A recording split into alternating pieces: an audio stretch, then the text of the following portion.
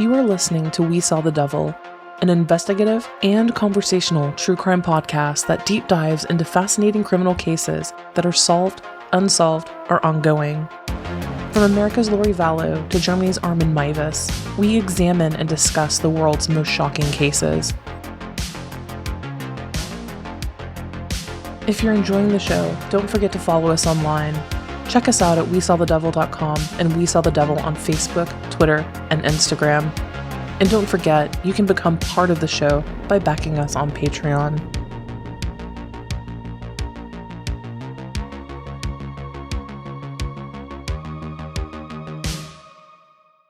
Hello everyone, it's Robin, and I am on my own for this episode. As we stated in the last couple episodes, I will be moving back to Nashville, Tennessee, because of my parents. And, an update on that. First of all, thank you so much for all of the kind wishes and thoughts. So many of you have been so kind and reached out and sent us emails, and it is so greatly appreciated. You have absolutely no idea. I will be returning to Nashville, Tennessee on Monday, finalizing the pod, getting everything, a house packed up on almost zero notice. It has been a lot. So for this episode, we promised you a true crime road trip, picking basically a case from the route that we will be taking. We've already done, if you're a Patreon patron, we have actually already covered a case from Portland, Oregon, and that one was particularly close to our hearts as it was done on Sarah Zagul. And Sarah was one of Jaci's closest friends, and she was brutally murdered in 2018. A lot of you may be familiar with the case. She was murdered, dismembered, and it made international news all over the world. We have already done a Portland, Oregon case, so we decided that we would actually start just across the bridge, a couple miles away in Vancouver, Washington, which is just a couple miles away from Portland. So for this episode, we will be telling the story of serial child rapist and murderer with cannibalistic fantasies, Westley Allan Dodd. On July 3rd, 1961, Westley Allan Dodd was born to Jim and Carol Dodd in rural Washington, and he was the oldest of 3 children. Later in life, Westley would give contradictory statements regarding his family life. So he first said that he had a decent home life, although his parents were not really affectionate, they were cold. He never heard the words, "I love you," and had never actually said them himself throughout his entire life. Later, while he was in prison, he ended up writing at length that his father was mentally, physically, and emotionally abusive with him. So it's unknown which version of events is true. Dodd's brother was born when he was just 1 year old, and he admitted that he would help bathe his little brother and he would sleep beside him. And he would continue bathing his little brother until he was 7 years old and sleeping with him in the same bed until they were 10 and 9 respectively. When Westley was 3, his little sister was born. Now, Westley Allan Dodd's first sexual experience took place when he was just 8 years old. One night, while at a sleepover at a cousin's house, they mutually masturbated and touched each other's genitals. And that was the first sexual contact that he had with another human being. He would frequently urinate on himself in situations of embarrassment. So when he was preparing to leave to have his tonsils removed as a child, his mom was trying to get him ready to go and get dressed. He urinated on himself out of embarrassment. His mom apparently reprimanded him. He wasn't the easiest to deal with child. And so he would be reprimanded, as a parent. And one time he was with a group of family members and she said something to him and he urinated in front of himself. So he was easily embarrassed. And that would later on include teasing or rejection. After his eventual arrest, he admitted to police that one of the most pivotal moments of his entire life took place when he was around 10 years old. He exposed himself to a young neighbor girl, and she was completely and utterly disgusted by him. She screamed, told him to pull up his pants, and refused to look at him. And he later claimed that the event affected his sexuality and sexual preference, and that was the moment that he started preferring boys. As Westley entered middle school, he was teased mercilessly and became a complete loner. He was soft-spoken, slightly effeminate, and his classmates all assumed that he was gay, and they bullied him relentlessly for it. Male classmates would pretend to like him, flirt with him, ask him to do things like masturbate or shower with them, and then when Westley would show any sort of interest in doing that or be okay with it, the boys would then laugh and then run and tell all of the rest of their classmates, and that cycle would actually continue. By the age of 13, Westley was now exposing himself to neighborhood children. He first tried with girls, but they would run inside and tell their parents. He quickly realized that boys wouldn't. He could get away with it. They would just laugh or looked at him shocked, but they wouldn't go in and report it or tell anyone. And he later estimated that he exposed himself to between 40 and 60 children just during those early teen years.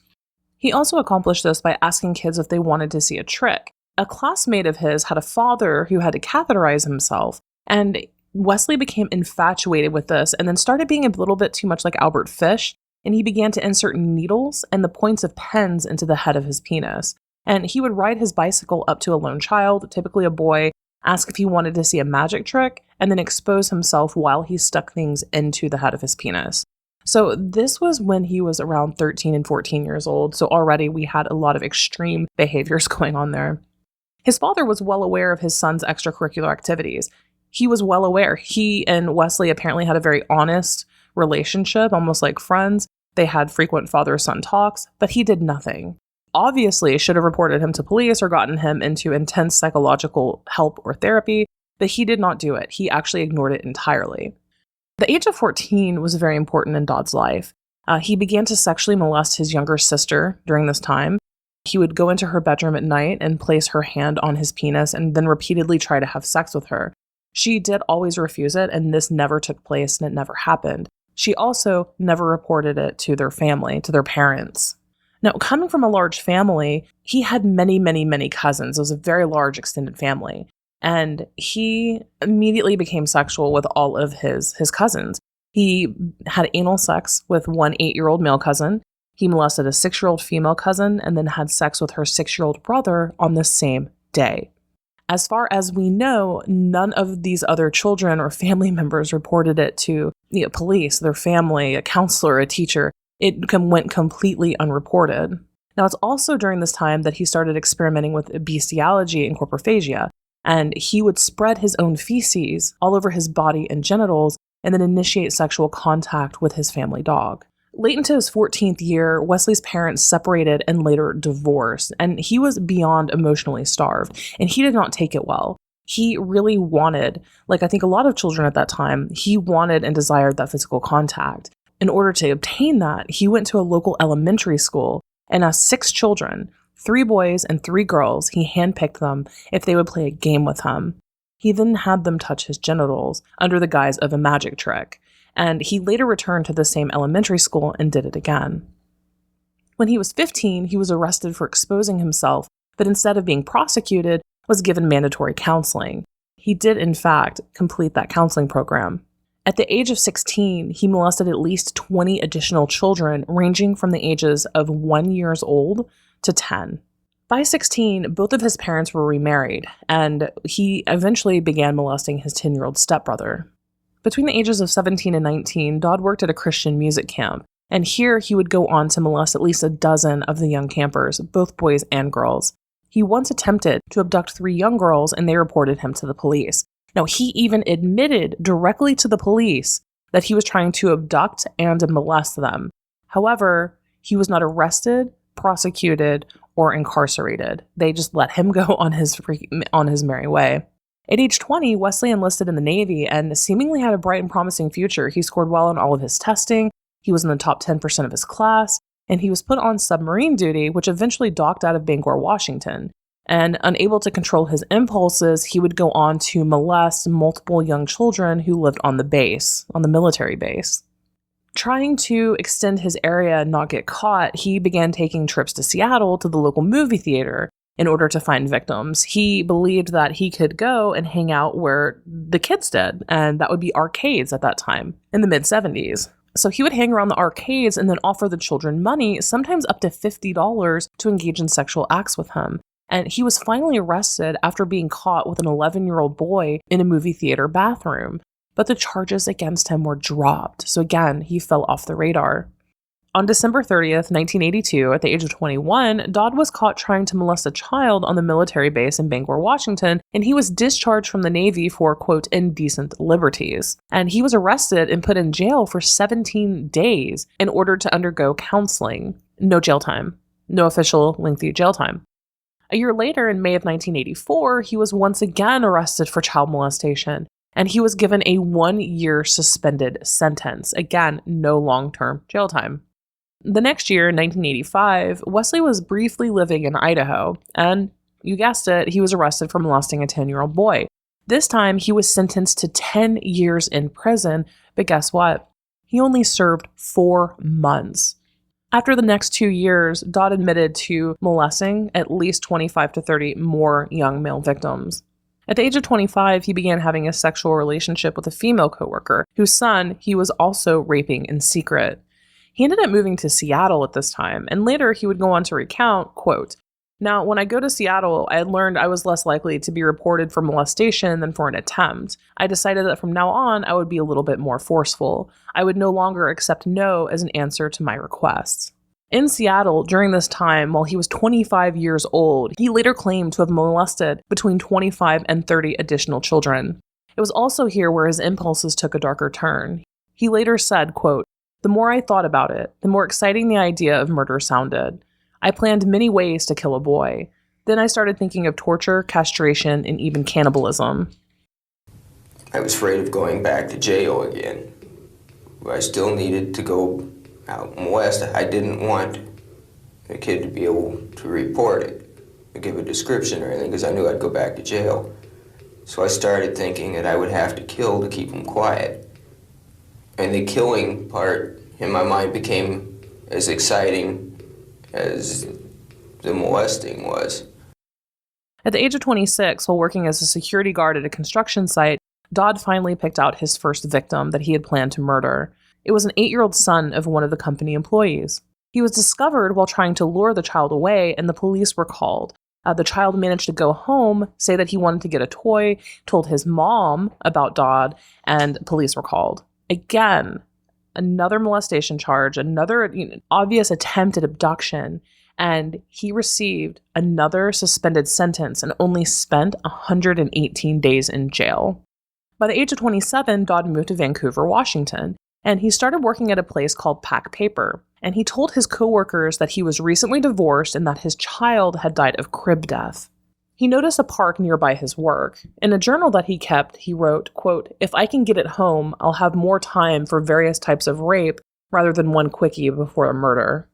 A few days later, on September 4th, 1989, Westley Allan Dodd returned to David Douglas Park and saw Billy and Cole Neer riding their bicycles. I started looking for places where there might be kids playing alone. With the Neer boys, I just walked up to them. I had decided that I was going to kill that day. At times I felt a little bad about it, and I just tried to block that out of my mind. But then suddenly I realized I'm thinking about killing again. Just all of a sudden I'm thinking about that, and it pushes away any of the bad feelings I may have had. He demanded that they get off their bikes and follow him. He said that he had a surprise for them. They did, and as soon as the trio made it into a clearing, Dodd stabbed Billy in the stomach multiple times. He then stabbed Cole in the shoulder, side, and rib cage. Unfortunately, the boys died before they could give police any identifying information. They died there in the park. Their bodies were found early the next morning as police were searching the park after their parents reported them missing that evening. Apparently, the scene was very grisly. Getting away with 2 murders made Dodd feel invincible. In late October, he returned to the park and saw 4-year-old Leah Sully. He abducted him and took him back to his apartment. I kept trying to be his friend the whole time, even though I was molesting him, raping him. He was a real nice little boy. He molested him throughout that first night. The next day, he took Lee to the local Kmart to buy him a toy. And Lee was distraught and wondering about his parents and older brother, saying that they missed him. They wanted to know where he was. And the Kmart employees, overhearing this conversation, were concerned and felt like something was really, really off. But Dodd soothed Lee and told the employees that he was taking care of his nephew. That seemed to soothe the employees, and he was able to leave the Kmart with him. He then took Lee to the local McDonald's where they got food. So he was wide out in the open, and Vancouver is not the largest, city or town, so he was very, very bold for doing that. Returning back to the apartment, Lee was sexually abused throughout night 2, and then Dodd wrote in his journal. He was more or less writing out an internal debate that he had raging on whether or not to kill Lee, and ways that he could torture him as well. And it seems as though he later talked about how he really actually wanted, at the end of the day, to let Lee go, that he wanted to let him back out at the park.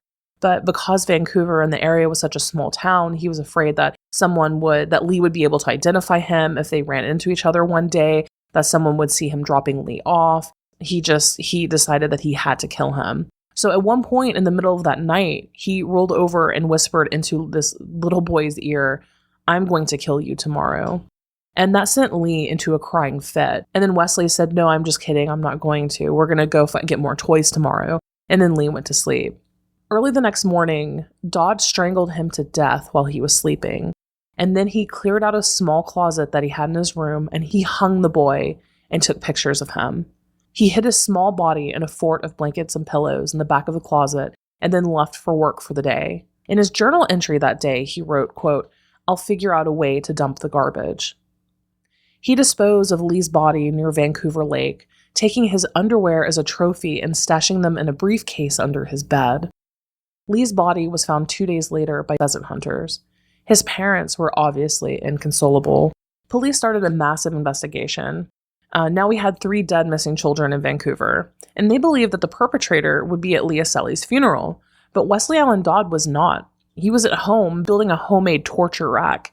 He was using cords and cables and rope and wood. He decided to keep himself away because multiple people in the park had seen him with Cole and Billy Neer when he murdered the first 2 brothers.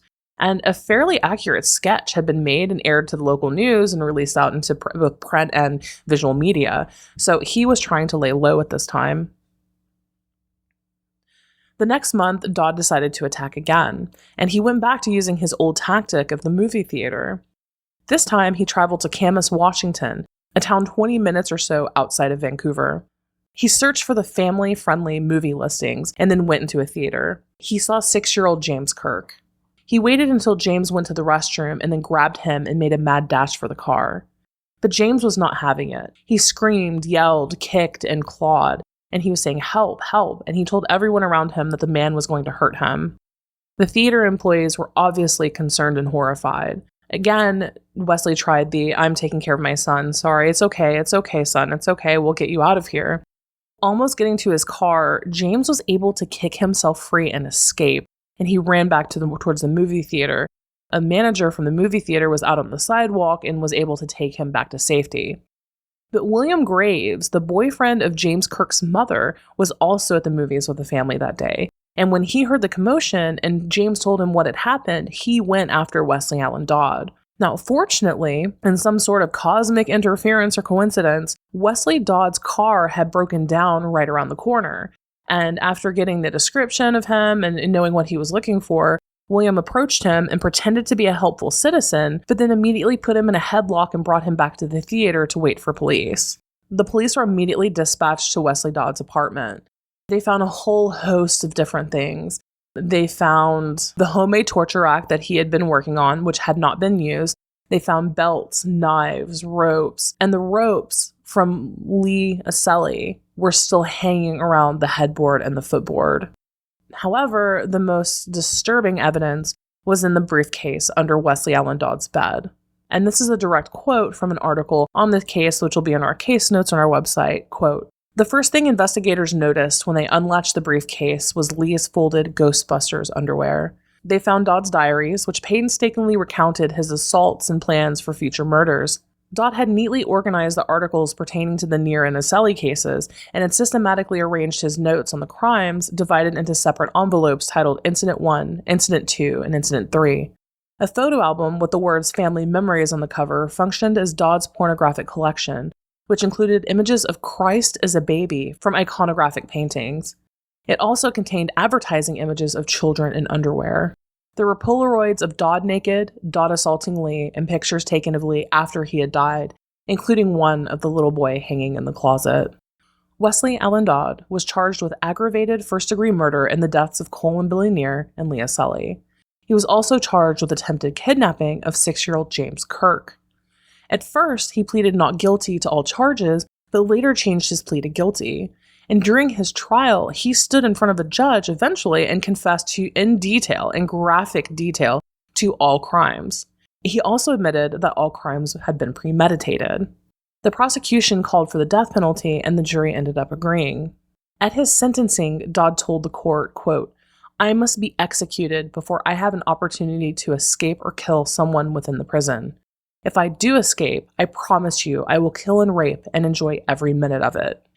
He decided that he wanted to hang. And this is a method of execution that at that point had not been in use or done since 1965. It was considered barbaric. Now, the ACLU, against Dodd's wishes, actually fought to prevent the hanging from taking place entirely. They said that it was an unusually cruel method of execution that should not even be on the table. But Dodd won, and that enabled him to reject any further and future appeals. So his execution date was moved up considerably. Now, while waiting for death, Dodd did hundreds of interviews and wrote manuals for children, like little booklets for children, on how to identify pedophiles such as himself. He did interviews with CNN, ABC, NBC, Sally Jesse Raphael, countless news stations, print media outlets. Like I said, there's times I think about what I've done. I think about some of the things the boys said before they died, and that's real hard to think about. At other times, I just try to put everything out of my mind. Do you look forward to dying? In a way, yeah. I think it'd be a relief. I don't have to think about all these things anymore. And I know that's the only way I can guarantee I'm not going to hurt anybody else. Right now I can sit here and say I don't want to, but I know it'll happen. If you look online anywhere, he wrote an ungodly amount of letters to pen pals, and you can actually buy or see a lot of these letters on serial killer memorabilia sites. On January 5th, 1993, Westley Allan Dodd was executed by hanging in Vancouver, Washington at the age of 31. And his last words that he gave before he was executed were, quote, "I was once asked by somebody, I don't remember who, if there was any way sex offenders could be stopped. I said no, I was wrong." And I have to say, guys, that was a rough case to research. That was a really, really tough case. The amount of victims that he had when he was still in the molestation phase, it's estimated that he had somewhere, because police and psychiatrists believed him, but they put his victim range upwards of 300 children that he had sexually abused. And that was either from exposing himself or physical touching. It's just so heinously sad. The justice system failed so many times in this case. Family knowing, his dad especially, knowing that he was doing this stuff and not reporting him to police authorities or getting him counseling, being arrested, not getting help, no lengthy prison sentences. I mean, society as a whole failed with this one. But that is the case that we have for Vancouver, Washington, and this is where we will begin our road trip. Wanted to get that out there. Again, if you want to hear a Portland, Oregon specific case, a girl who Jaci knew very, very well, close friend, whose life was ended prematurely, that is on our Patreon. But yeah, as we make our way through our road trip, we will be picking up cases and discovering cases, and most likely by the time we land at Tennessee, we will have a whole list of cases ready to go and episodes to record. So it's very cool to look at places. I mean, how many of you guys do that? How many of you read about a case or travel somewhere, read about a case, and then you want to see where it took place, the building, the field, the property? So that's kind of what we're angling for, and we will have a whole host of episodes to record for you once we land. Again, don't forget you can check us out on WeSawTheDevil.com, Facebook, Twitter, Instagram. Find us at We Saw the Devil. And if you're enjoying the show, it's not too late to get December's postcards. We have a cool one for December where you get a physical postcard in the mail from a particular city, state, or country. And then in the very last day of the month, we will actually drop an episode on it. So it's like a fun little case of the month type of thing that we do.